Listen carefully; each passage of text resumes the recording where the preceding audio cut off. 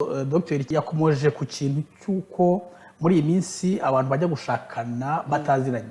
Rosera uganira n'abantu benshi bagiye gushinga ingo, ndagira ngo tubwire niba koko icyo nawe ukibona nk'ikibazo.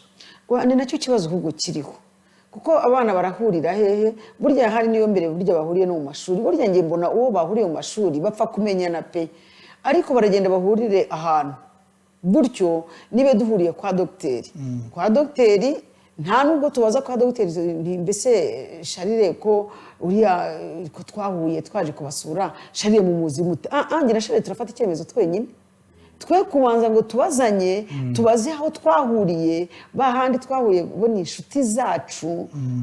Ushobora kumbwira ati oya Sharire mwihorere buriya mbona amatwara yaguye, cyangwa se wewe bakakubwira bati oya ariko Drose yaramwihorere dukurikije uko tumuzi mwihorere. Kubera icyo ko babona hari naribonye bo bafite, kuko ari famiye yubatse wenda ndetse inubatse ibanye neza, bashobora gusanga batanaduhuza ngo bikunde bakurikije uko nge banzi, bakurikije uko nayo bakuzi. Hari n'abahurira ku mbuga nkoranyambaga bakamenyana. Ku mbuga nkoranyambaga n'ukuri.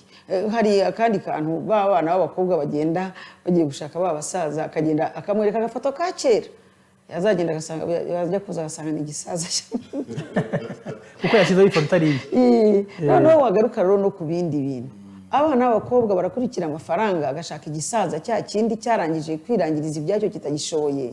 Hari urwo rugo rw'urumva nyine ruzubaka rute. None nibibaza ubu n'umushyikirano ntabwo bugiye nawo nyine, kuko ntabwo bahuje.